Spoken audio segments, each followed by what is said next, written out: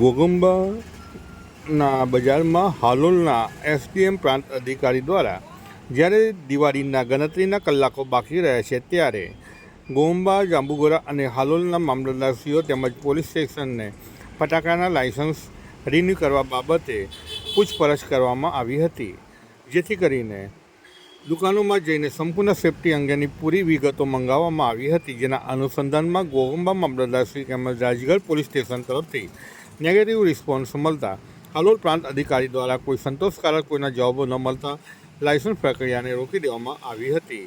હવે જ્યારે દિવાળીના ગણતરીના કલાકો બાકી છે, લાખો કરોડ રૂપિયાના લોકોના માલ લઈને, ફટાકડા લઈને વેપાર બેઠા છે, ત્યારે વેપારીઓને જીવ તાળવે ચોંટી જવા પામ્યા હતા.